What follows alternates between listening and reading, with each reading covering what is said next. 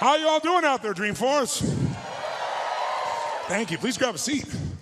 So after that introduction by Mark, we have a lot of history together, and I'm very grateful for the kind words he said. I have had the privilege of interacting with him, knowing him indirectly for about 25 years, and certainly directly for the last 15 years of this journey. And it's so amazing to watch Dreamforce grow from 1,300 people to 135,000, 5 million people online. This man has created like a festival. It's like a music festival for geeks. Excuse me, I mean techies. We're all techies, right? And it's pretty amazing. Can we have a hand for Mark for this creation he's done here called Dreamforce? It's truly amazing. And what touches me most about Mark is his commitment to really find a way to add value. We all know in this room, there's only one way you succeed long term. Anybody can get lucky, do something for a period of time, but real success in any measure whatsoever comes when you do more for others than anybody else. There's no other way to do it. You find a way to add more what? Value. And if we find the way to add more value, we can be superior in the marketplace, but we can also be superior in our own lives. We can enjoy our lives at a different level. We can have a different set of pride that isn't fake. It's not ego. Ego is when you try to make it better than it is, and you know the truth is it's not. But when you really are in a position, when you're in a position where you own what you're about, and you know what you're here to deliver, and you deliver it on a significant scale, then you have an opportunity to really experience not only success, but fulfillment. And this conference has gotten bigger and bigger, not only in its size, but also in its impact. And so I'm really privileged to be back with you here. And I know you're working to raise 1 million meals, and I'm very, very into hunger, to say the least, primarily because I was so hungry at that stage of my life. And my life was completely changed because when I was 11 years old, we had no money and no food, and we'd gotten used to that, but it was Thanksgiving, which makes it more emotional. And my parents were saying and doing things that after you say them, you can never take them back. And it was very profoundly painful, obviously, for myself as the oldest and trying to keep my brothers and sisters from hearing it. But it profoundly changed me because that day something changed my life, and it was somebody simply coming and delivering food. And it wasn't the person, wasn't giving it, it was a delivery guy. And it wasn't a happy moment for my father. It was interesting. My mom and dad are yelling at each other. My mom's saying things to my father, you haven't taken care of us. Pretty painful moment. And the door happens, and I go to open the door, and there's this tall guy standing there with these big bags of food, and on the ground beside him he had this pan with an uncooked turkey. And he said, is your father here? And I said, just one moment.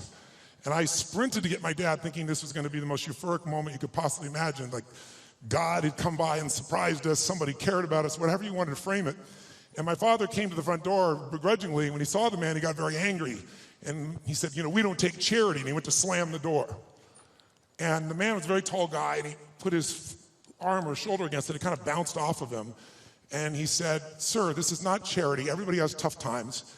And somebody knows you're in need, and they want you to have a beautiful Thanksgiving. Please accept this gift. And my father got even more intense and started saying, I don't accept charity. And this time the man put his foot there, and it bounced off of it. And then he said something to my father that I thought my father would hit him. He looked at my father and said, he looked at me in the background and said, don't let your family suffer because of your ego. It was intense words to say. My father didn't know what to do. He grabbed the food, he slammed it down and slammed the door. And I tell you the story because everything in our life is controlled by 3 decisions. And those 3 decisions I'd like you to look at today because I really want to deliver for you. I didn't come here to do a speech. I love Mark dearly. I really want to serve you, and you all are giving the greatest gift you have, your time. You can get your money back, but you can't get your time back. And so I really want to serve you. And I think one of the most powerful things we could do to serve you is have you become clear of what the controlling force is that's controlling the quality of your life. And you and I both know it's not the amount of money in your pocket. It's not who you know. It's not even what you've been through. It's really the decisions you make moment to moment about a couple of different things. And the 3 decisions I made in that moment that I'd like to pull your attention to just real quick are, in this moment you're making these 3 decisions, by the way. The first one is, what are you going to focus on? And that day, my father focused clearly on the fact that he had not taken care of his family. And whatever you focus on, you're going to feel. In fact, many of us in this room, who's ever focused on something, you were thinking something horrible was going to happen, you experienced the pain of that failure or that challenge in your life, and then it never ever happened. Who's had this experience? Say, I. And if things aren't bad in your life, you can always think of shit that hasn't even happened yet and feel bad in advance. What many people do. Because whatever you focus on, you'll feel. Write it down. Focus equals feeling, because if you start to take control of your focus, you take control of your life. But that day, he focused on the fact that clearly He had failed his family, and that was the meaning. The second decision you make is, what does it mean? As soon as you look at something, think about something, focus on it, you gotta decide, what does this mean? Is this the beginning or the end? Is this punishment and reward? Is God trying to hurt me or trying to challenge me? Or is this nothing to do with God? I was just being a lazy bastard. Right? The meanings we give to things control our life. If you think it's the end of a relationship, are you gonna behave the same way as you think it's the beginning of a relationship? In the beginning of a relationship, when you're totally in love with someone, what will you do for them? Tell me, what will you do? Oh, come on, guys. What will you do when you're totally in love? Shout out, what will you do? What? What? Make the sound of what it's like when you're totally in love, out of your mind. Just go ahead and make that sound like a primal sound of what that feels like. Just go for it so we get some energy in this room. It's been a long time for some of you, I can see really clearly. Let's try this time. How about totally in love and passionately desiring this person? Like you can't wait to touch them, make love to them, be with them. Make the sound of what that would be like. Go ahead, nice and loud, go ahead. So when you have the meaning that this is the beginning of the relationship and this person's the most incredible thing and you will do what for them? What will you do? Anything. What if you were that way with your client?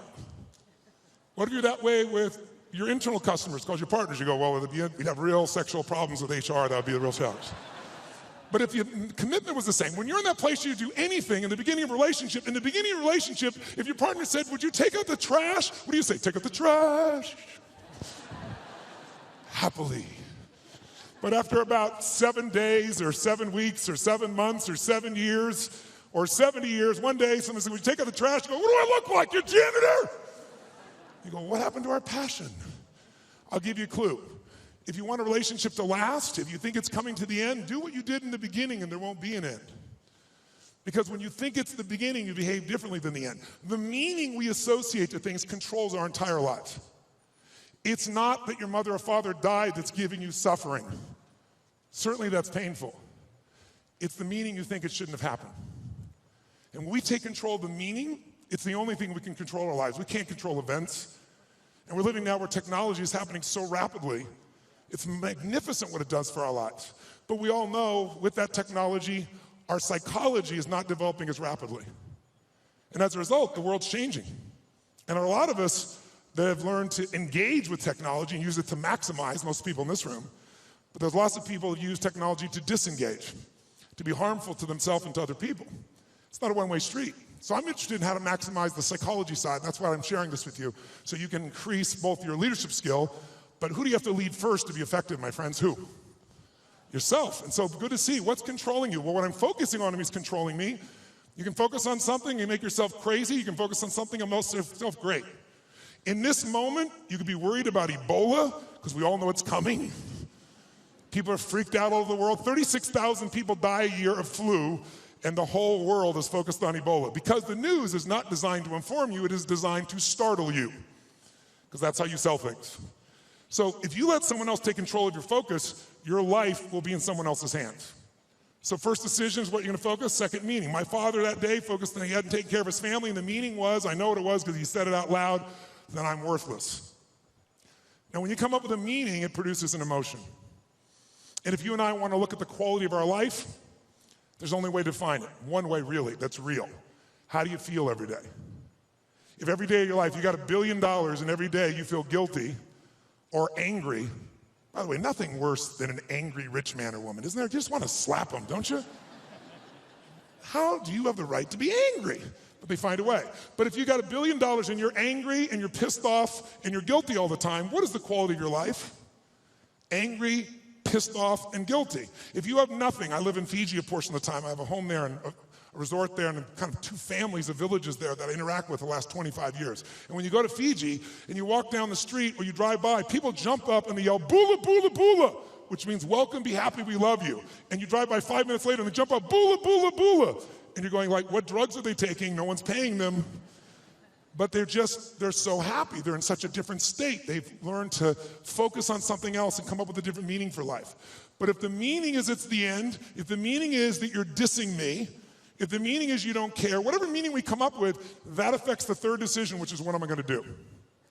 And what people do is based on the meaning, because the meaning creates emotion, right? You can be miserable no matter what you have, and you can be euphoric, having nothing. We all know it's true. In fact, is it possible to learn to let, for example, all hell could be breaking loose around you, and you could just be sitting in a chair in this centered space, all hell breaking loose, and you could still feel great? Is that possible? Yes or no?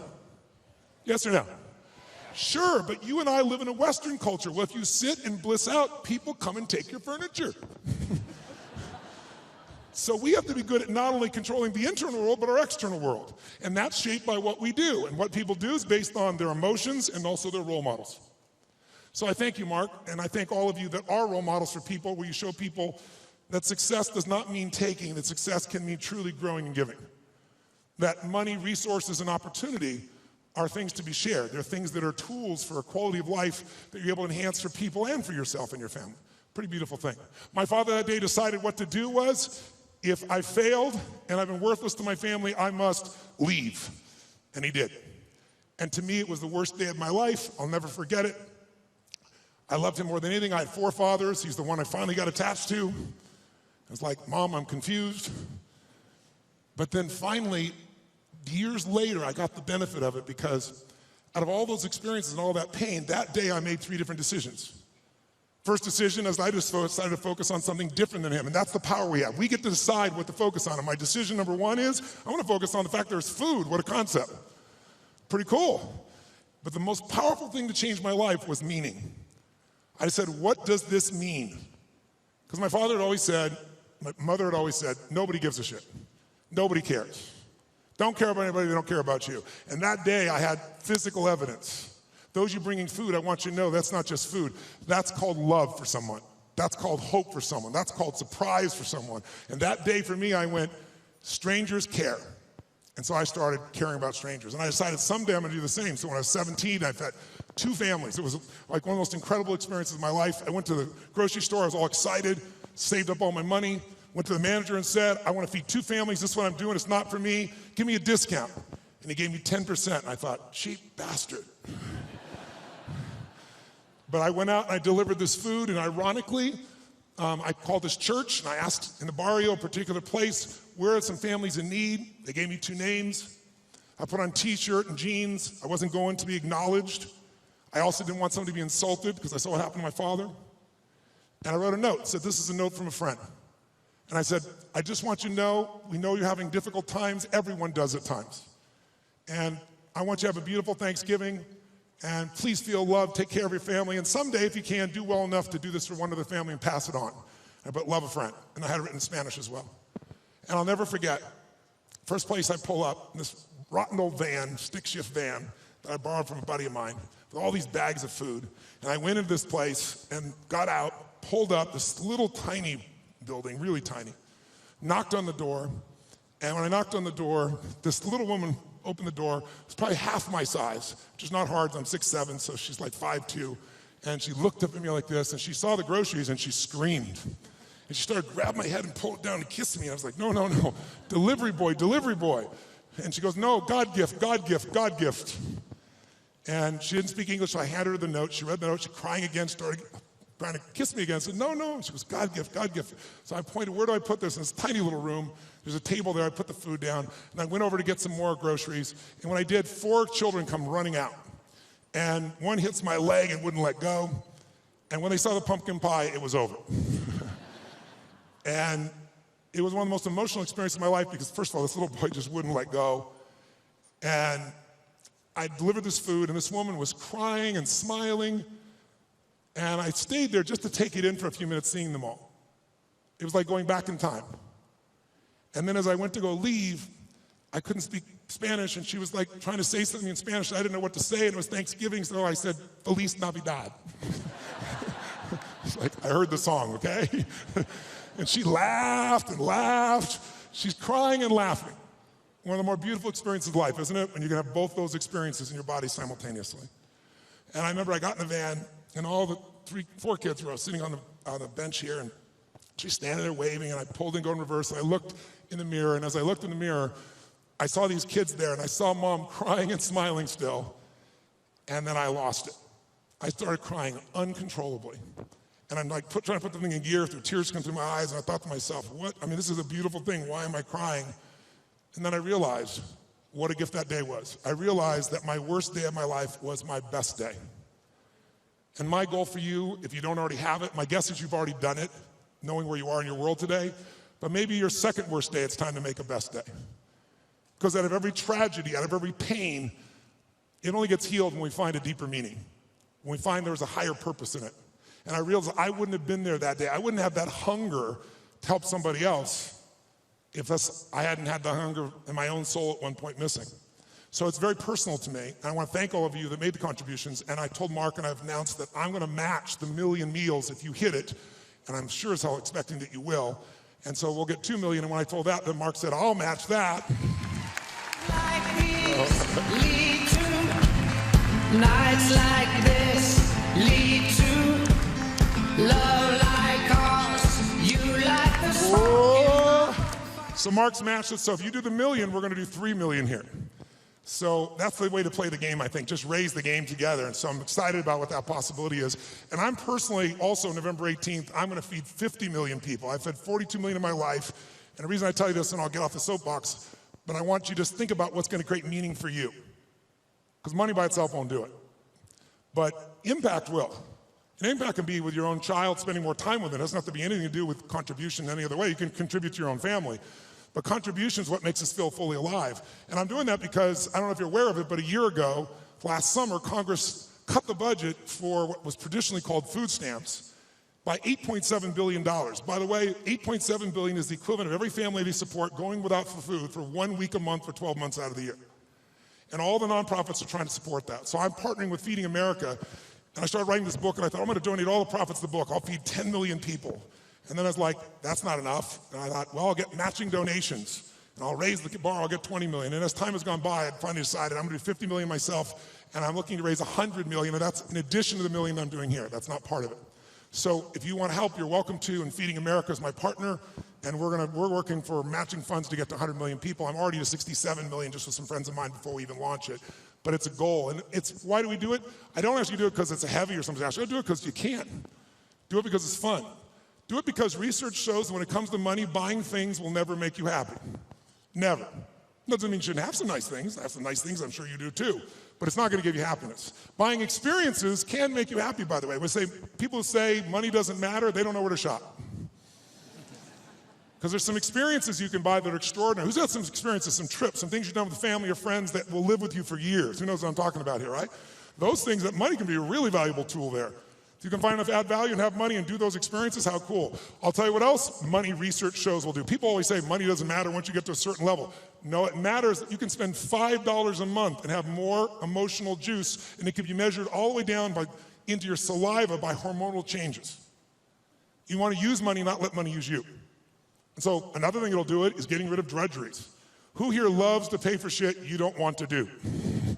Right? Cleaning the toilet. Who likes to have someone else be able to do that if at all possible, right? Because once you do that, those drudgeries are gone. What do you get to do? You have time. And with time, you can spend more time with your passions, the things that matter for you that you can do in the world, that share in the world. And the third thing that gives people the most enjoyment on money, just so you know, is actually giving it away. And nobody believes that until you do it. Now, if you don't give a dime out of a dollar, you're not going to give 100 million out of a billion ever. Don't kid yourself.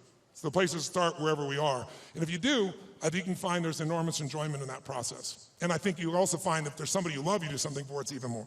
So that's why I'm here. And I want to now make sure in the time that you're here, let's kick this in gear and let's talk about 3 things that can truly change the quality of your life. Number 1, first of all, if you make new decisions about to focus on, try this just for a moment. Just for a second, take a deep breath in. Exhale and give it a moan. That was really pathetic. Let's try that again. Deep breath in, then make it a sexual moan and thoroughly enjoy it. Oh, that was much longer and deeper. I like that. That was good. One more time. Use deep breath in and give it a moan. Now, one of the things that I want to talk to you about here tonight, this afternoon, is really simple. And that is, everyone here is in business, and there's a problem that all businesses have. We're in the most competitive environment we've ever been in. We went from, 500 million people being online to a couple billion people being online. And in the next 4 years, they're saying we're going to have 3 billion more online. That means this entire world is a bigger market. If you're the person that adds more value, it also means you're going to have more competitors than you've ever seen in your life.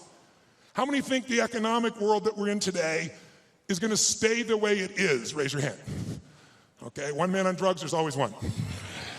Okay, how many think that the economic environment's gonna go through seasons? We're gonna have some more ups and downs as we adjust to what's happening in the world here. Say aye. Well then if we know that, our goal, you and I as leaders, should be to anticipate that. In fact, everyone in this room is a leader of something, whether you're the leader of a company or whether you're a leader of a department or whether you're a parent or hopefully you're a leader and not a follower. If you're a leader, you've got to exercise that skill. And so I want to talk to you about that and one of the most important skills at that. But most people don't exercise that leadership because they're dropping behind in their skill sets. And I'll give you an example of what I mean. How many of you in this room, I want an honest answer, and I'd like you to yell the answer and raise your hand if you would, please. How many of you in this room have ever experienced the absolute total humiliation of playing a video game against a child? Scream aye if you've done this experience. Oh, come on, let me hear you. What happens when you play the child? Who always wins? Come on, who wins? Always. Why? Is it because they're faster? Is it they're smarter? They're younger? Their neurons are functioning at a quicker tempo? Here's how it usually works. You're a mother or father, you're an uncle or an aunt, you're a grandfather or grandmother, you're a friend of the family, you're looking for a gift. We live in a tech world, in a world where today children play with an iPad and learn how to use it before they know how to tie their shoes. How different is that world? I was with Mark yesterday with his daughter for her six-year-old birthday, and we're talking about things, and she's got these Legos, and a friend of ours says, oh, my 6-year-old goes on the iPad, searches on YouTube for videos on how to build cool stuff using Legos, and starts to study how to build all these structures. That's the world we're in that our kids are in at 6 years old. And imagine what else they're searching for and finding at 6 years old. It's a wild, wild world. So here we are with this technology, and most of us are not seeing what it's doing for us. So you sit down with this child who's high tech, you're not. Even the techies in this room aren't usually as gamers. I know there are plenty of gamers in the room, but there's plenty of not. And then what does the child do? The child says, oh, come on. You go, look, I'm not good at this. This is for you. Come on, uncle. Come on, auntie. Come on, mom. Come on, dad. It's my birthday. It's Christmas. They use the guilt approach, don't they? And what do you find? You finally break down. Okay. Now you should know you're being set up when they go, you go first. Right? And they go, look, it's really simple. You just shoot. You just shoot these guys and it all drops down. And you think, okay, I'm going to show this little bastard I can do a thing or two here, right? Take out the gun, you shoot, and you're dead in 2.3 seconds. Whose experience is? Say aye. Now what happens to the child? And about 45 minutes later, you get your second turn. Am I right? And then you're really pissed. You're dedicated, you're devoted, you're focused. You're gonna take this thing out. You last 4 seconds and you're dead. Out of the side of the head. The kid, 45 minutes again. Who's had this experience? Say aye. Why does the child always win? Is it because they're faster? Is it because they're smarter? Is it because they're stronger? No, it's because they played this game before. As a result, they have the secret to success. They know the road ahead. And if you know the road ahead, you have an incredible power called anticipation. Anticipation is the ultimate advantage. See, winners, leaders anticipate, losers react. The reason you get beat is you don't know where things are happening, so you're reacting. Reaction is always stressful. And yet so much of our life is predictable if we just were to study it, not be caught up in our day-to-day. It's predictable the challenges you're gonna have in your relationships, or with your kids, or with your body, or with your job, or with your economics, or with your mother-in-law or father-in-law. These are predictable. And if you were to anticipate these things and put a strategy in place, you could take it all out and have the quality of life that you deserve. In business, it's everything. Those that anticipate, those that lead, and then there's those that follow. The followers are the reactionaries. So the more we can anticipate, and you can't anticipate and lead unless you first learn how to lead yourself at a different level. And so I'd love to have you just see that if you and I can start to take control of our focus, and we can start to take control of the meaning of our lives and make something really that meaning that empowers us, because look, what's wrong is always available, isn't it? There's always an Ebola, a bird flu. There's always something that's gonna kill the entire human race tomorrow on TV. And then there's your life. What's wrong is always available, and so is what's right. And you have to take control of that focus, because otherwise you become the follower and you get to live your life. Even though you're a smart person, we're all smart, but it's easy to get led astray by everybody else's focus, isn't it? And then all of a sudden let them create the meaning for us. And then all of a sudden we're settling for a life far less than what we desire or deserve. So my approach is really simple. My approach is to say, let's you and I, just for a few little time we have here, and by the way, this to me is a little time, a couple hours, 2.5 hours, I guess, at this stage, because kind of the minimum length of seminar I do is 50 hours, 50. And you go, are you kidding me? I don't like to hear myself talk. I like to see people do things so often they build muscle, not just thoughts. And so one thing I'm gonna ask you to do in a few minutes is we're gonna go from this passive mode that you're in right now into full engagement. Because if you get fully engaged, it's amazing what you can accomplish and do. When you're partially engaged, you get a little bit of result. When you're disengaged, we all know what you get, nothing. And we live in a society where most of us are so overwhelmed. There's so much information. We're not having any problem with information. We're being drowning in information, but we're starving for wisdom. And so we gotta separate it out. And so one way to separate it out is I'd like to talk to you about 3 things that can help you increase your performance and your life. Because what I'm obsessed by and have been for 37 years is what can increase performance for an individual or an organization. But also I'm equally obsessed about what's gonna make somebody fulfilled. Because who's had this horrible experience? Who here has ever achieved your goal and then your brain said, is this all there is? Who's had this experience here? Say I. And that's worse than failing. At least when you fail, your brain can say, I can figure this out and do it again a new way. But when you succeed and you're miserable, you're basically technically screwed. So what I want to make sure that you and I do is we set ourselves up to be able to win. So there's 3 things I'd like to walk you through. 1, I'd like to walk you through how to the competitive edge that's going to get you both the performance you want at the highest level and also the fulfillment you want. Because if you want to know my view, I can tell you there's 2 master lessons in life. Lesson 1 is the science of achievement. If you want an extraordinary life, if you want a magnificent life, which by my definition has nothing to do with me, it's life on your terms. Some of you, what's an extraordinary life? It's having a cool little company. For some of you, it's having a big billion-dollar company. For some of you, it's not a company, it's 3 wonderful children that you totally love and adore and spend time with. For some of you, it's poetry. For some of you, it's making a difference in the environment. It's different for all of us. It's life on your terms.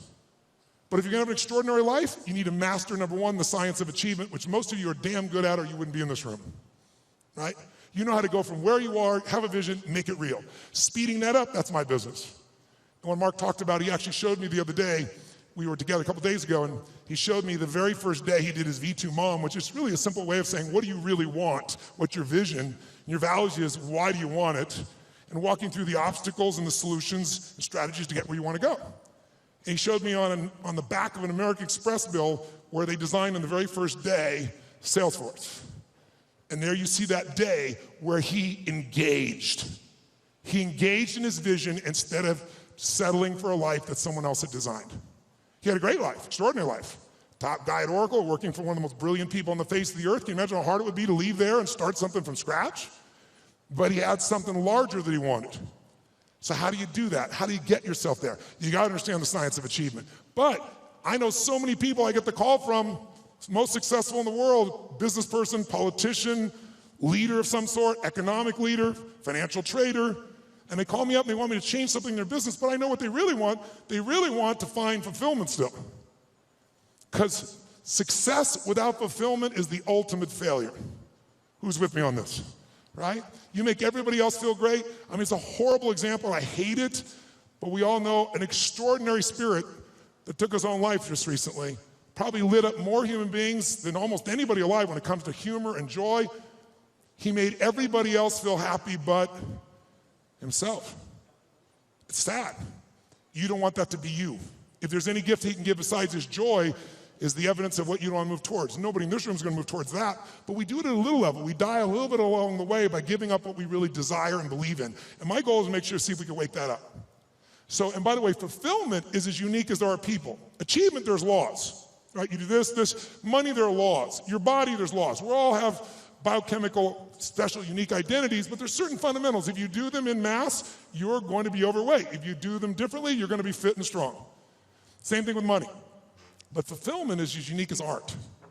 Art is what one person thinks is beautiful, somebody else can think is ugly, and that's perfectly fine. Have you ever gone to an art museum and you see this big red square and they go, $10 million, you go, you gotta be kidding me. $10 million for that frickin' square? I'll draw you a square. But someone else, no, look at the texture, the taste, the flavor. I can taste the paint from here. they have a different way of being fulfilled, right?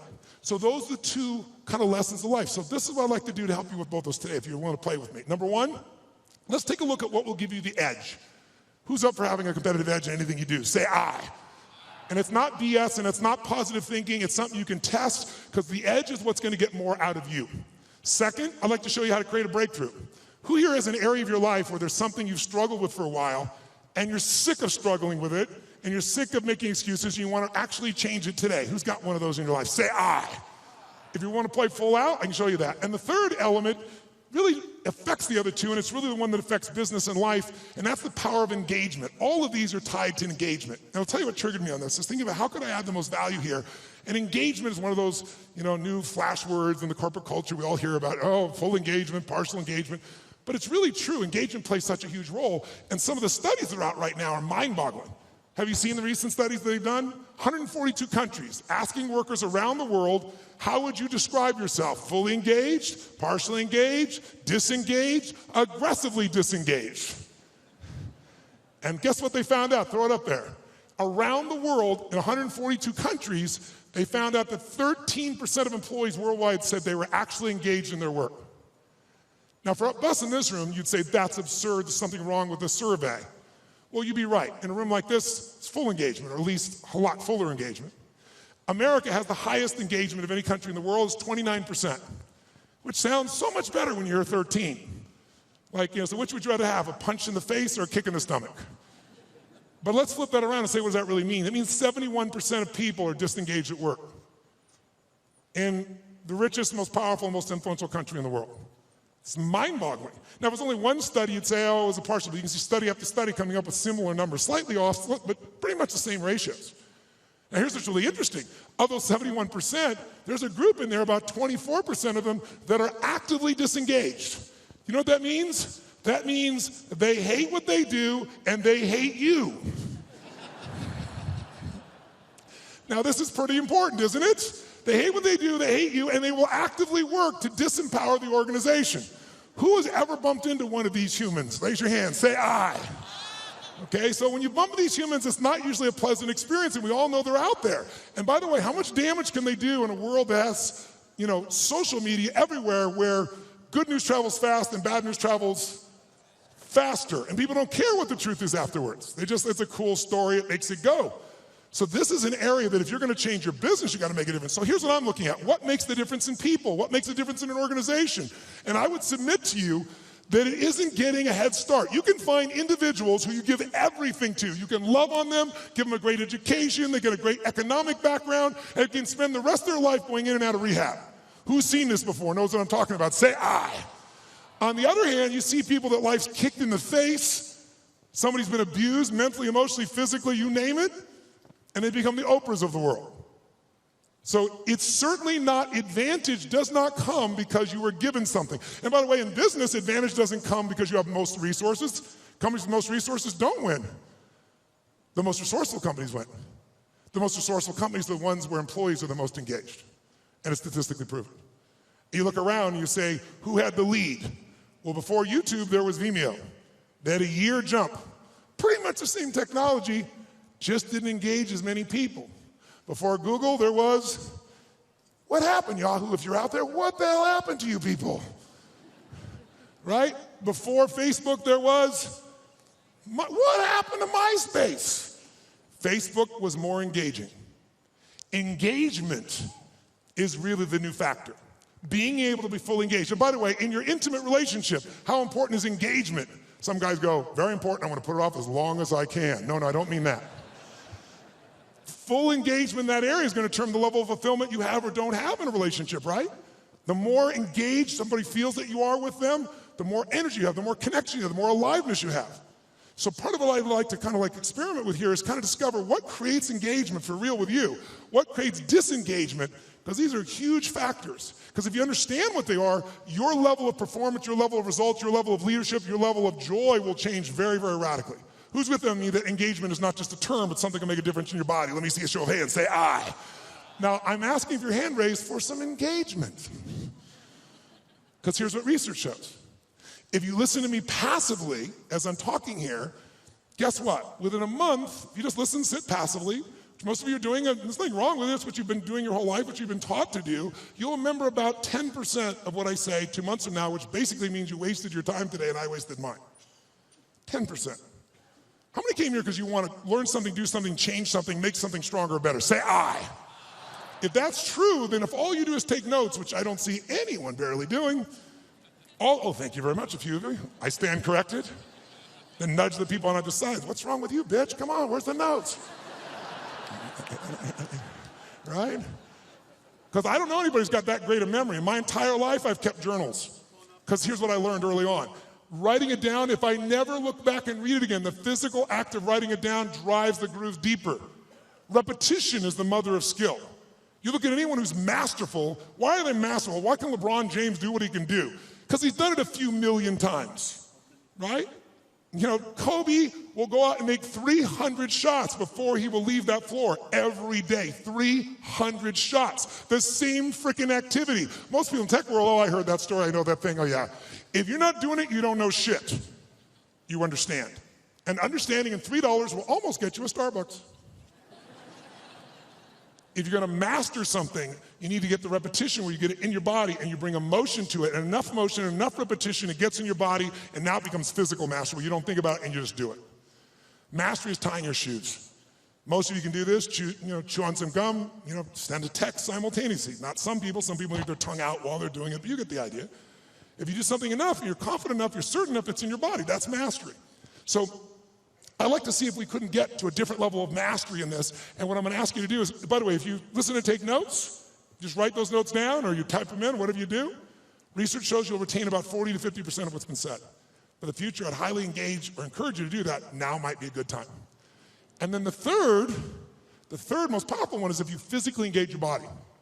If you ask you a question, yell back the answer, or in a few minutes, I'm gonna ask you to actively engage in a different level, engage with each other, do some crazy things you wouldn't normally do. What that does, it brings up engagement, 80, 90% retention, because now it's not just a thought or a right, it's a feeling in your body as well. And if you do that, you're gonna retain it. Who's up for doing more and holding on to more? Say I. Then to do that, I'm gonna ask a couple things. One is if I ask you a question, please yell out the answer. You're already doing that, you're being very kind, but don't be kind anymore. Do it with more passion and intensity. Because I'm not gonna ask you questions you don't know the answer to because I want you to feel good about yourself. But if you yell out the answer, you'll activate your body's nervous system. Make sense? And the more you activate, the more energy you'll have. We live in a passive society, and if we're gonna engage, by the way, the companies that engage, the companies that have records of 24 at the top 25% in the country, highest levels of engagement of employees, companies like Google, companies like Salesforce, companies like Apple, companies like Facebook. And by the way, guess what all the research shows? 22% more profitability, almost 1 for 1. For every percentage of increased engagement, you almost get an increase in profitability. But I would argue you get that in your personal life as well. The more engaged you are, the more the other person will become engaged. You want to get somebody engaged? You get engaged. Think about it. Everyone in this room is a leader. What's our job to do as a leader? Our job is maximize resources, right? How do we take whatever resource and get more out of it? Ourselves, other people, our economics, our business, our technology. That's the job of a leader. But you can't maximize resources if you don't have full engagement. So I'd like to see if we could increase that. And so one simple way of doing that, increasing that engagement, is to start with us. Because by the way, are you gonna engage other people if you're not engaged? Yes or no? Yes or no? Are you gonna be able to touch other people if you're not touched? Are you gonna move other people if you're not moved? And so, by the way, here's the problem. How many of you wake up, you have certain days you wake up and you think to yourself, today, I don't wanna talk to any people. Who in this room has days like this where you don't wanna talk to anybody here? Say I. Oh, come on, say it with some energy, I. But as a professional, you gotta do that most times. And if you fake it, do people feel it? So I want to show you some ways to change it. But here's the reward of engagement.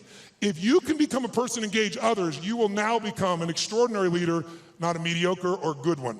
As far as I'm concerned, good is the enemy of great, as corny as it sounds. So think about it. I'll give you an example of this book that I did. I did this book because back in 2008, I felt like I was back in my childhood. Everybody around me was suffering.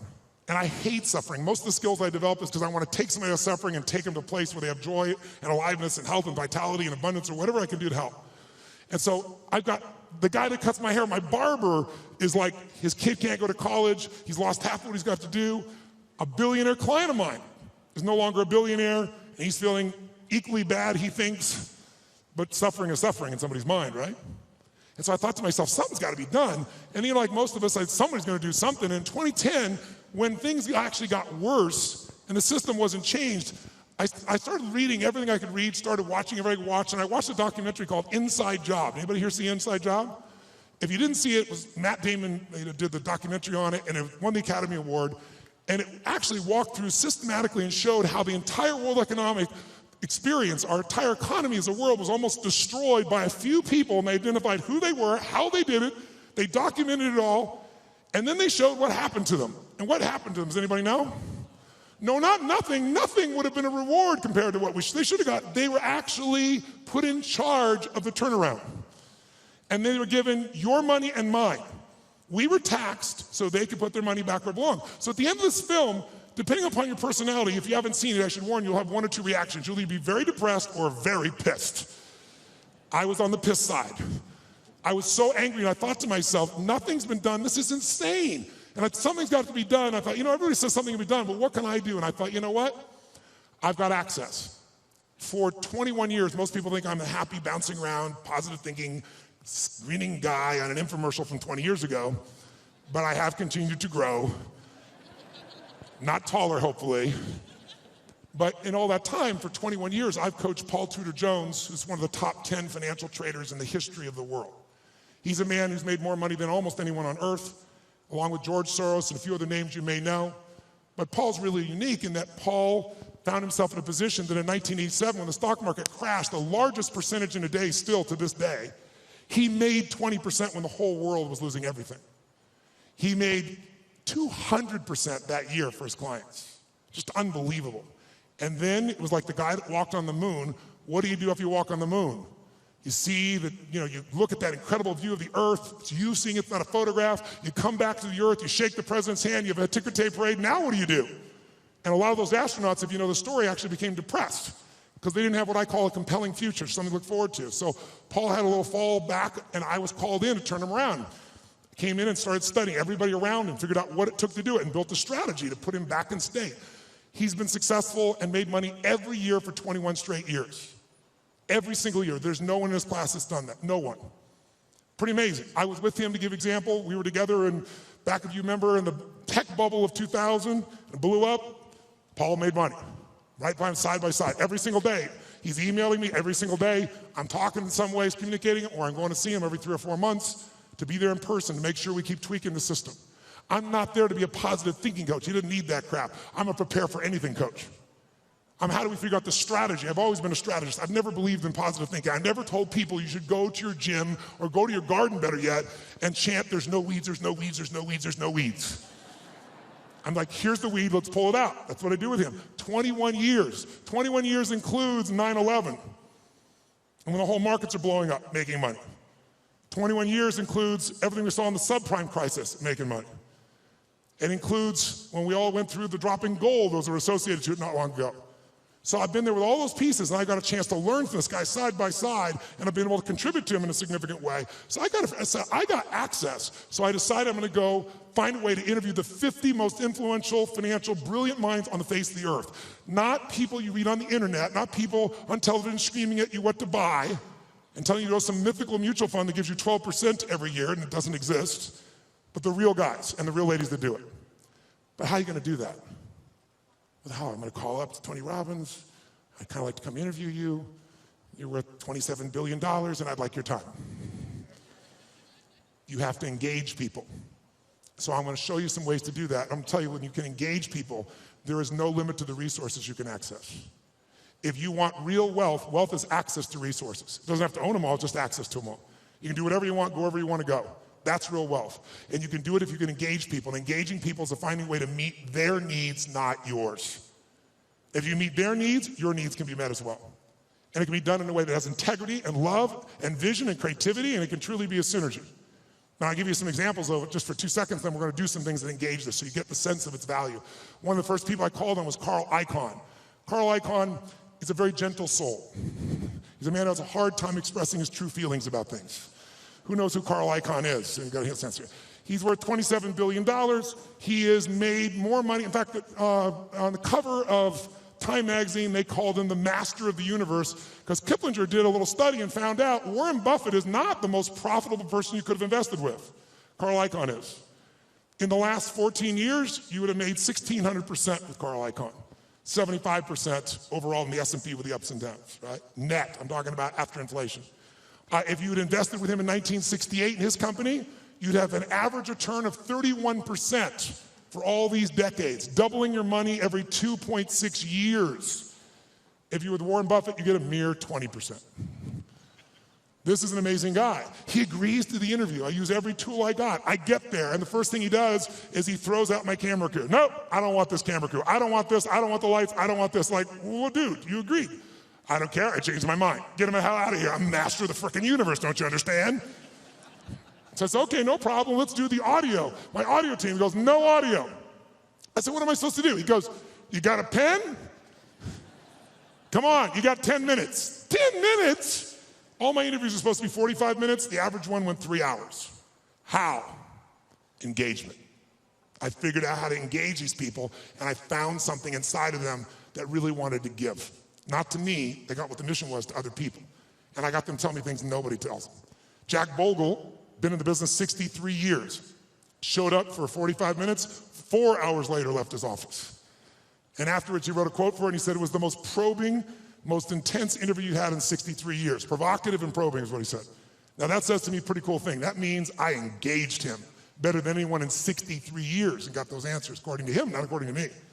Pretty cool. I went to a guy named Ray Dalio. How many of you know who Ray Dalio is in this room? Look how few people know Ray Dalio. Ray Dalio has been called the Da Vinci of investing. He's been called the Steve Jobs of investing. But most of you never hear of him because you couldn't access him in a million years. But if you're president of the United States, if you're head of the Fed, if you run China, you know who he is, and I'll tell you why. To work with Ray, first of all, for the last 23 years, he's made 21% per year compounded before fees. Through all those environments. Unbelievable. But here's all it takes to work with Ray. You need a $5 billion net worth, and $100 million is the initial investment, and that was 10 years ago, and now he won't take your money no matter how rich you are. You're talking to him, and he gets a phone call. It's the Prime Minister of China who wants some coaching. A large hedge fund might be $15 billion. Ray's $160 billion. I got a hold of Ray. Part of what happened with Ray was he'd been a fan of mine, it turned out, for about 20 years. But what I did, I spent 15 hours to be ready to engage him. 15 hours of total immersion so I could pitch and catch with him. So I didn't just talk, I could do it back. He wouldn't just throw the ball, I could throw it back to him. And guess what? At the end, he has built something over the years called his all-weather fund, which is designed to make money no matter what market you're in. You don't have to know the markets. He said, what if I die? Someday I will. How will my kids have money? How will my philanthropic areas have money? Here's what I'm gonna do. I'm gonna figure out why a balanced portfolio doesn't work in 2008 or 2000. And everything we've been taught about finance is wrong. And the Da Vinci of investing figured it out and has done it for himself for a decade and a half, and he tested it back to 1925, and it just makes money in any environment. So now his clients get to do it. Not the 1%, not the 0.0, the 0.001%. So I'm sitting down with Ray and I get him to explain how it works, and at the end, we're engaged 3 hours into it, and he tells me how this works. And I said, this is beautiful, but I'm doing this, so I'm not doing this for money, I'm giving all the money away. I want people to have answers. And you just got done saying the average person going to the wealth manager will never work. They can't possibly do it. They might be sincere, they might even put their money in the same place they put you, but how many gold medals have they won, he said. Those are the only people that win. There's only a few. It's a giant poker game with a few winners. So you just said they're not going to win with anybody else. So I said, this is worthless without knowing the exact recipe. How much in this, how much in that, how much in this percentage, whether I got $1,000 or 20 million, 200 million. He goes, Tony, that's my secret sauce. That's what $5 billion and 100 million used to get you. I said, yeah, but you won't take anybody's money now. He said, yeah. And I said, you're giving away half your fortune with 14 billion. You're a giver. Help a guy out, give me the secret sauce. And he goes, it's really complex. I can't really just share it that way. I said, I know it's complex, but I'm a pretty smart guy and I'm good at simplifying. I believe complexity is the enemy of execution. That's what it is. You got to make it so simple, people do it. Complexity is the enemy of execution. So I'll get it simple, you get it to me, I'll make it simple. He goes, well, it uses leverage. I said, give me one that doesn't leverage, that anybody could do. They could do it with ETFs. He goes, well, I don't know what that's gonna look like. It won't be perfect. I said, your worst plan is gonna be better than anybody else's best plan. And then he this moment of engagement, this magic moment, he opens up and he goes, okay. And I'm writing like crazy. I got the video camera going. I'm feeling this vibration in my body. I left so excited, knowing it was something special, but not knowing what it was. But that formula, I took it to Hightower, $30 billion asset company, and said, test this, 30 years, 40 years, 75 years, how's this done? Over all that time period, in the last 30 years, it lost money 4 times. Made money every other time, and the 4 times, one of the losses was 0.003. So really, practically lost money 3 times. You know what the average loss was? 1.9%. But the average gain, just under 10, all in. The largest loss in 75 years, it's been right 85% of the time, the largest loss was 3.95, as that was 2008. Less than 4% when the rest of the world, from top to bottom, lost 51%. It's in my book, by the way. And so a bunch of my partners are like, hey, this is a business. Don't put that shit in the book. And I said, you know what, it is a great business. We can help people do if they want to do it, but it wasn't offered in that spirit, so it's there. I tell you this because I want you to understand, with engagement, you can get anything. But engagement, I want you to define it, I want you to experience it. And so what's the first thing that allows you to engage somebody? What's the number one thing? Right now, if I said to you, what is it? How many think Mark is a fairly engaging guy without blowing smoke? How many have to say this guy's pretty damn engaging? Say I. What makes him engaging? What makes somebody you find engaging? What makes them engaging to you? What is it about them? Think about it. Say it out loud. What makes somebody engaging? They're positive. What's that? Eye contact makes somebody engaging. She's talking about another level of engagement. I can feel it right now. What else creates somebody engaging? Come on. Smile. What else makes them engaging? Energy. Passion.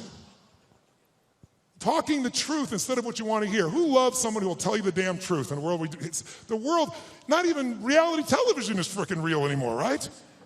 Raw and real may not sound good, but it sure feels good because you know it's there. Sincerity, when you feel like somebody, how about caring? When you feel like somebody truly cares about you, does that make it engage more? Right? What makes something disengaging to you? What makes you disengage with someone? Lying, when you can't trust them. Arrogance, when they try to control you. What disengages you? When they come up to hit on you and they're not even committed, you're like the 12th person and you can feel it. When they're insincere, disengages you.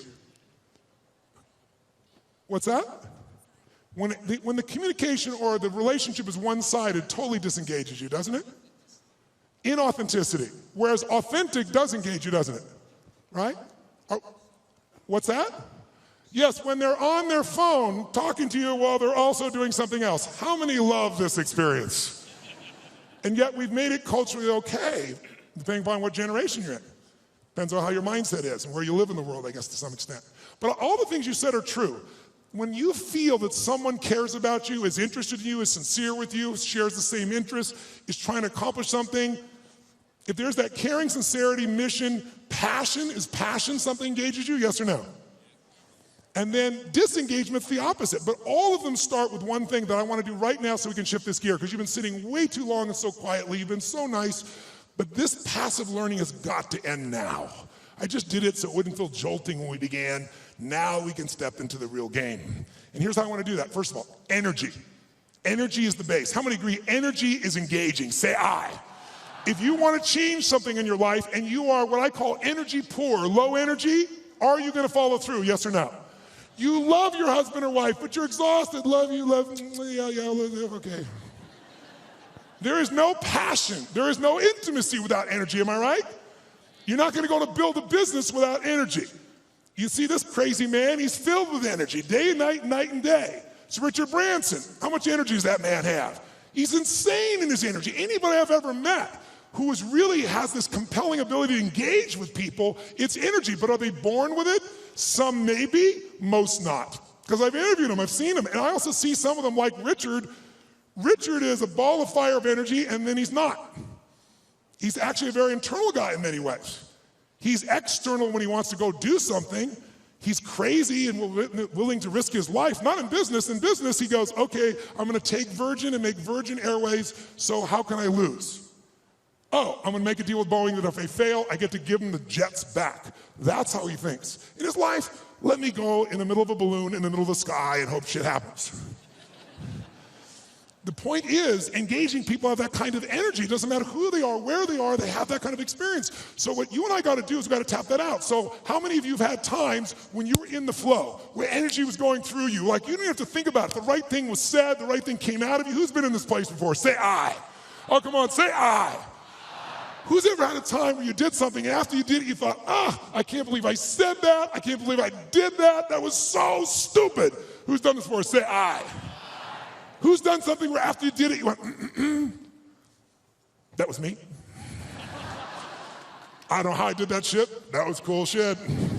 Who's ever impressed yourself? Say I.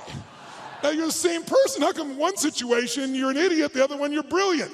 Who's ever forgotten how to spell your own, or how to remember, let's say, your own email or your home phone number, or how to spell a difficult word like the? Let me see your hands here. In fact, phone numbers are crazy now for most of us, right? Because now we have this outboard brain. If we lose this brain, we're screwed. I don't even know how to call my mom, for God's sakes, right? You don't know what to do when you don't have this thing. So the point of the matter is, if we increase the energy, it'll work. So now here's the thing. Where does energy come from? Does energy come from sleep?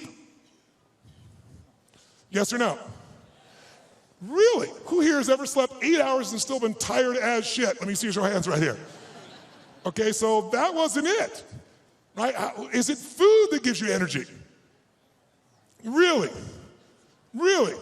Thanksgiving's coming. I know what you're going to do, right? You're going to get to Thanksgiving. It's about giving thanks. You're going to take care of this nurtured body of yours. You're going to say, no, give me the vegetables, a little this, a little that, right? Now, what do people do at Thanksgiving? What do? Eat everything within reach. And when you're totally stuffed and you can't have another bite, and you say, I'll never what? I'll never eat again. And somebody goes, pumpkin pie? And you go, okay. Come on, who knows what I'm talking about here? And by the way, what happens after? You feel like going for a run? What do you want to do at the end of that meal? Tell me what.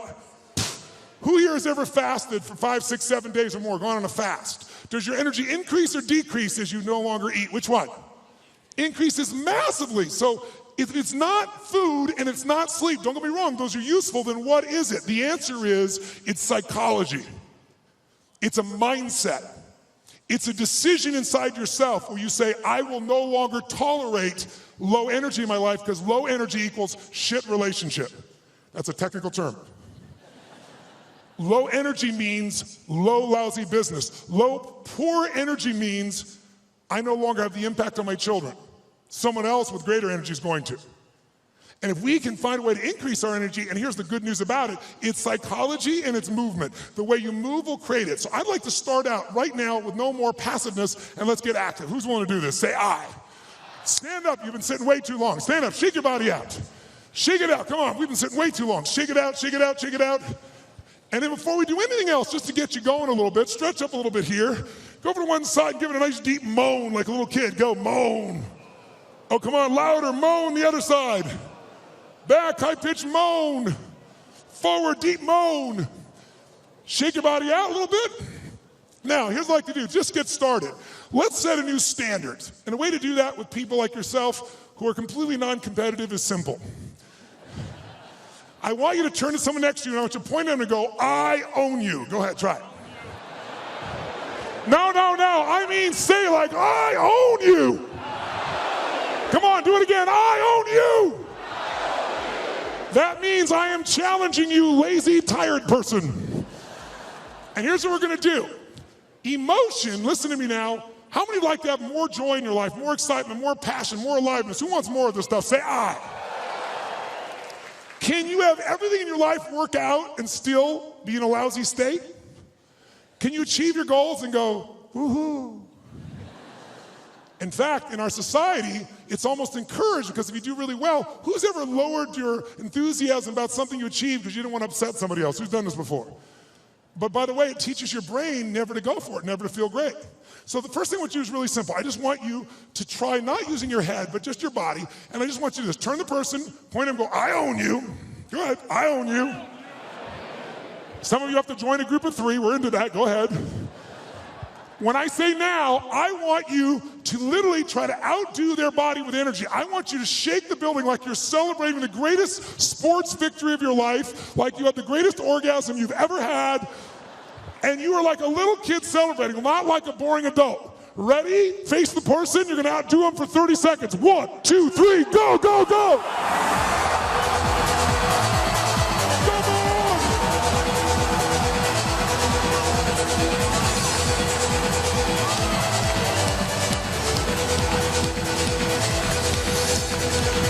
Come on. Come on. Come on. Oh, yes. Now, high five your partner and say, you rock, baby. Now, does that feel better, yes or no? I got a question for you. When you feel better, do you treat other people better or worse? When you feel better, you perform at a higher level or a lower level? When you feel better, you're a better lover or a lesser lover? Good. Now, here's what I want you to understand. If you and I can train ourselves to make our nervous system play at a higher level, and that becomes our standard, then all of a sudden, it'll feel effortless. But in the beginning, it's like lifting a weight. It feels stupid. It feels like, what is this weird crap? But I'm not into that. I'm not into positive thinking. I'm into results. Who's with me on that? Say I. And every great athlete knows how to put themselves in state. Every great musician knows how to put themselves in a state. We need to be able to do it. And if you try to do it with your mind, you'll succeed sometimes and you'll fail others. Because your brain is always circulating, can always rationalize something, right? But the body, used effectively, can change it all. So I'd like you to try something real quick. If you're a leader in this room, how many consider yourself a leader in what you do for a living? Let me see your hands. I figured almost everybody. So if you're a leader, that doesn't mean other people follow you, by the way. It just means you live life on your terms. You don't settle for less than you can do or be or share or give.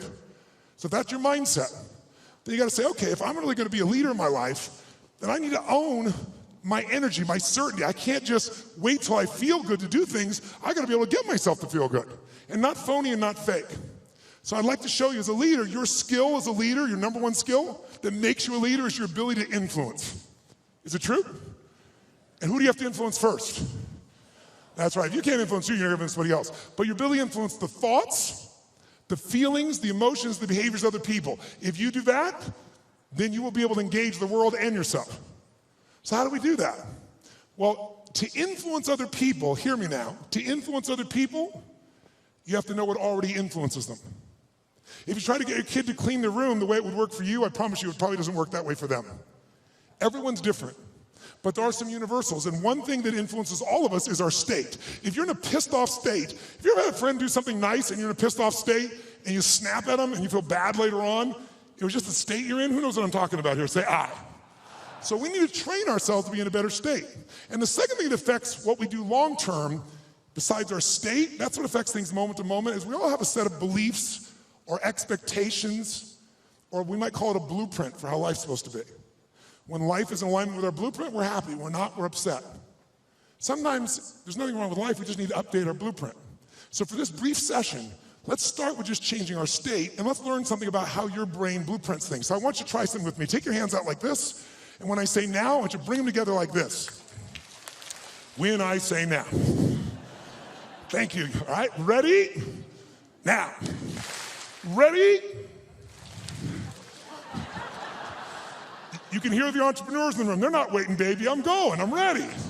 I love it. Now. Ready? Now. Ready? Now. Keep your hands together. 32 years of research in 160 countries shows something really simple. As often as you pull your hands apart and bring them back together, if I don't mention it, you will always run the same pattern with the same thumb on top. In fact, notice which one it is. And I like, just try it, see what happens. Do it again. Ready? Go. Ready? Go. Ready? Go. Ready? Change thumbs. Go. What's that look on your face? Why does your face look like that? How many feel like this feels a little weird to change thumbs? Let me see if Joe's hands here. Right? Now, try it again. Do it the normal way. Watch how good you feel. Ready? Go. Ready? Go. Yeah, I'm good at this shit. I can do this. Try it the other way. Ready? Opposite thumb. Doesn't look, your faces look really bizarre right now. Now, some of you say, I want to change my business, I want to change my life, but you're really upset about the thumb move. We're really having some problems here. Let's go back to your normal way one more time. Ready, go. Ready, go. Keep your hands together. Truly, 32 years of research has found something interesting about the pattern of how you hold your hands when they come together. If your left thumb is on top of your right thumb, then the driving force in your psychology is the desire for sex, and you're an incredible lover.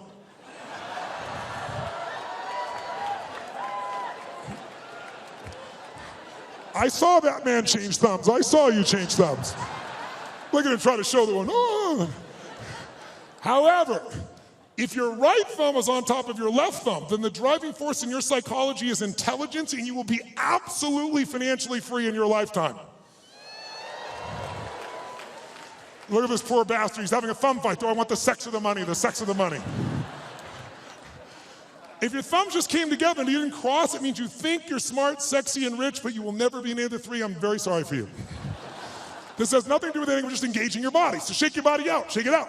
And here's what we're going to do right now. We're going to go engage each other. How many believe that engagement makes a difference in the quality of your life? How many buy that? Say aye. How many think engagement makes a difference in how happy you are? Say aye. If you think engagement will affect your business, say aye. So then why don't you engage? The answer is you do. The question is what level? Right? We all engage. Do you engage at a low level, a deep level? Do you engage the mind? Do you engage your own mind and heart? Other people's mind and heart, or just their head? The people that engage the mind and heart, they have some extraordinary capacity. In fact, I'm going to show you something in a few minutes that I think you'll find very useful. But before we do it, let's just see the ways we can change our engagement. Most of us do this unconsciously. I want you to become aware of how you change your state of engagement. So when I say now, I'm going to ask you to walk around this room and introduce yourself to as many people as you can. I start most seminars this way because I want people to see something inside themselves they don't notice usually. And that is when you go to introduce yourself, though, I want you to do it in a very specific level of engagement. I want you to go up to people where you're really not wanting to engage. You're just doing it because you should, and it's polite, but it kind of annoys you. Who knows what I'm talking about here? So when you walk up to them, I want you to literally walk up to them like you're doing this because you have to, but you really are annoyed by this. Like, this is a stupid exercise. Why should we have to do this shit this guy Robbins is saying? Why do I have to shake your hand? You don't say that. You just think it. What do you do when you're a little annoyed with your face? What do you do with your body when you're a little annoyed or a little frustrated or it's a waste of your time? What happens around your eyes? How do you walk to somebody when it's a waste of your time? How do you shake their hand? I want you to notice specifically while you do this, two things. One, how does it feel to be greeted that way? That'll be obvious. But more importantly, what do you have to do to lower your engagement to this level with your body? Because if you become aware of your body, you can change your engagement that fast. I want you to see if I'm annoyed, a little frustrated, and I want you to play like a kid, like you're really doing it. If you're like, you'll go, all right, let's do this stupid exercise. You'll get nothing out of it. Really put yourself like, I have to shake their hand. I don't want, hi. And just notice, what do you do with your face? What happens to the tension? Your face, your breath, your neck, your shoulders, your hands, your voice. And I want you to get to as many people as you can over a minute and a half. Ready? Introduce to as many people, and it's a waste of your time. In fact, let me show you what it looks like before you do it so you're clear. Sir, you, come here.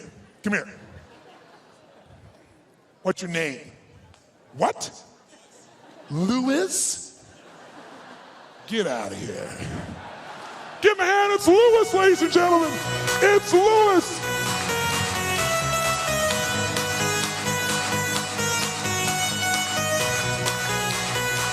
Oh, all right. Get to as many people as you can now. It's a waste of your time. See what you do with your body. Go. Stop. Freeze. Wherever you're in the room, freeze. Shake your body out of that state. Now, when I said freeze, that wasn't hard for many of you because you didn't go anywhere. Hi, that shit's over. So, question. Shake your body out of that state so you have none of that left. All right, question. And we've got in this room, what, 6,000 people, 7,000, 8,000, whatever's in this room. I think it's 6,000 people. I'd like if you would to yell the answer, because we have people from virtually every country in the world here, and see what really happens. I want to see if we got a measure. Raise your hand and shout yes if you made a significant change in your body to go in that state. Say yes. Great. Did you change the muscles in your face, yes or no? Yes or no? Did you change the way you moved, yes or no? Did you talk louder or quieter? Which one? Did you talk faster or slower? Which one? Did you go straight for him or did you hesitate? Which one? Now, by the way, I could go through 20 of these, and if you notice, every country in the world, I think, is represented in this room. Every belief system, every background, every sexual preference, every spiritual preference.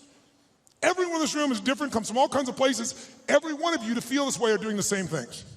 Because the one thing that's universal in engagement is if you engage your body one way, you're gonna feel like shit. Another way, you're gonna feel incredible.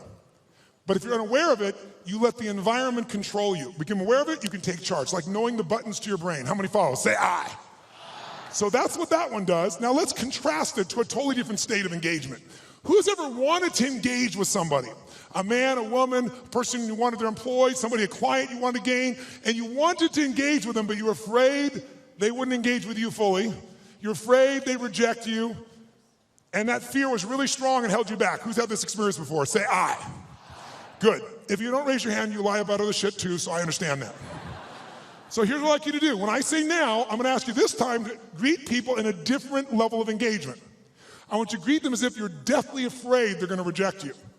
But to do this, I want you to be like a little kid again. Because when adults, we're all achievers in this room, right? So we're not afraid. Fear is not a word for an achiever. We just get stressed. Stress, by the way, is the achiever word for fear. You go, no, I'm not scared. I just have to get these things done. I'm stressed out, all these things are done. Well, what if you don't get them done? I have to get them done, but what if you don't? Well, then the thing will fall apart. What if it falls apart? Well, then it'll fail. What if it fails? Then I'll be a failure. If I follow the trail of your stress, it will bring me to your deepest fear. So if you own your fear, you can figure out where it is, and I can show you how to change it in seconds. And when fear is no longer around, fear is your only enemy. Because when fear's not there, nothing stops you. Who's with me on this? Say I. But we don't call it fear because that doesn't seem cool to us. We're all adults. But kids, will kids show their fear? Oh yeah. They'll do it, they'll make sounds, they'll do everything. So what I'd like you to do this time is when you greet somebody, I want you to exaggerate like you're deathly afraid, like, hi. How you doing?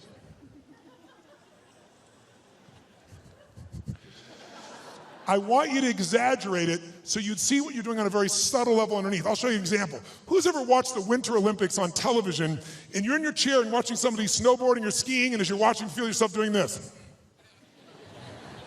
Who knows what I'm talking about here? Say I.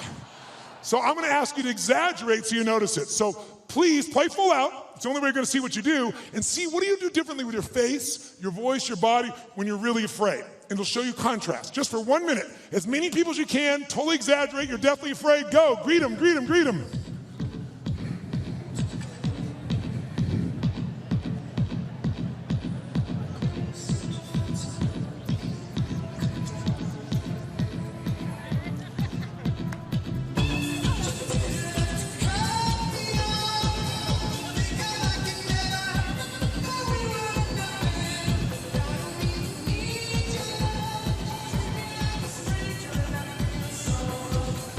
Okay, stop. Shake your body out, shake your body out. Now, nice and loud, did you use your body differently to go in this state, yes or no? Yes. Did you use the muscles in your face differently, yes or no, please? Yes. Say it again. Yes. Did you talk louder or quieter than you were annoyed? Which one? Quieter. Faster or even slower? Did you go for them faster or hesitate even more? Yes, was there tension in your body? Where? Yes. Now notice, you're hearing the exact same answer from me. I didn't tell you to do that with your body. I told you to be afraid, but you did the same thing with your body. We're all unique, but you have this gift that our Creator's given us called the nervous system. Use it one way, you'll feel afraid. Use another way, you'll be annoyed. Use another way, you could feel incredible. So let's find that. Shake your body out one more time. Shake it out like a little kid. This time when you go to greet people though, how many of you in this room own your own business? Let me see your hands. Own your own company. Let me see your hands. How many of you are leaders in a company where you have to lead and influence significant numbers of people? Good. How many of you in this room are parents? Let me see your hands. Good. How many of you in this room have a relationship with a human? Let me see your hands. Then this shit will work for you. So here's what I want you to do. This time when you go to greet somebody, I want you to do this. I want you to greet them as if, whether or not they like you or not, in the first 3 to 5 seconds of meeting you, is going to determine whether or not they do business with you or not, which is going to determine whether or not your kids eat next week. Okay? By the way, human beings never judge another person in the first 3 to 5 seconds of meeting them, would they? Would they? So if they, and some of you don't have kids, so let's make the game more intense. If they don't like you in the first 3 to 5 seconds of meeting you, then everyone you care about dies like pigs in hell. That's all. That's all it is. Okay? That's how important. Let's see if you use your body differently if everyone you care about's on the line and they gotta like you in the first 3 to 5 seconds. Ready? Go, go, go. Oh, yes. Now, shake your body out. Does that feel better, yes or no? Yes or no? Did you use more of your body or less of your body? More of the muscles in your face or less? More of your voice or less? Did you talk louder or quieter? Faster or slower? Did you hesitate or go straight for them? Did you touch them? Did it feel good? Why? You should have seen who I touched. Why did it feel good? You forgot the lesson already. Because emotion is created by motion. And the more you use of the gifts that you've been given, the more of those gifts you experience. See, this is a gift that most of us don't pay attention to, especially in a world where everything we do is in a box. What do people do? They wake up, have a box breakfast, get in their box car, drive to their box office, type in a box, have a box lunch, drive back home in the box, turn on a box, go to a box and open up and get a cylinder to change their state. Right? It's like, that's crazy, right?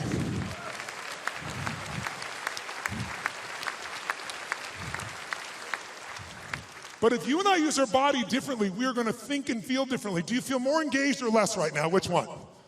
Did you engage others more or less? Now, by the way, was that the best way you could greet someone? By the way, did it feel, first of all, did that feel good? Yes or no?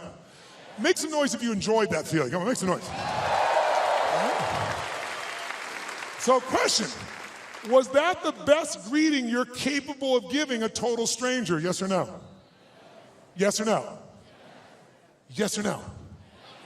Wow, listen, you hear some yeses and some nos.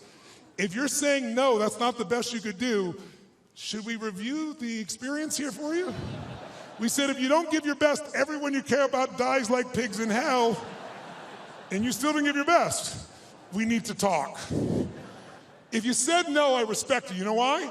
Because if you said no, that wasn't my best, you were being truly truthful, because whenever we get to what we think our best is, what do we always find? There's always what? Come on, guys. There's another level. Is it true? So if you said no, I respect you. So I'm going to ask you to take it up one more level. You say, what are we going to do? Get naked? No, no, no, no. What I want you this time is I want you to greet people as if they're your best, last person on earth you've loved, you've missed, your best friend, your lover. Be like, oh my God, look, it's Mary. There she is. Oh my God. Oh, wow.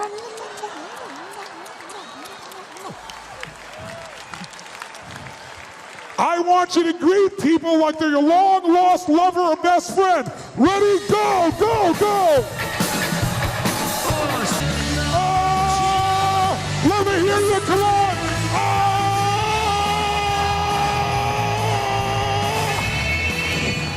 Now, shake your body out. Does that feel better? You feel more alive or less alive? More energy or less energy? Did you use more of your body or less? Did you use more of your face or less? More breath or less breath? Did you talk louder or quieter? Faster or slower? Did you hesitate or go straight for them? Did you touch them? Did it feel good? Why? Because emotion is created by. Now, the more you use of this, the more you're going to have. By the way, the more you use of this, the more you'll engage other people. We talked about Robin Williams. How freaking crazy was he in the use of his body? He used everything. That's why he could reach everyone and accept himself. So we're going to make sure you do yourself and everyone. Because the first engagement's inside. How many feel much damn better right now than when we were sitting here before? Say, ah! So we want to use this. This is not something you just engage in one time.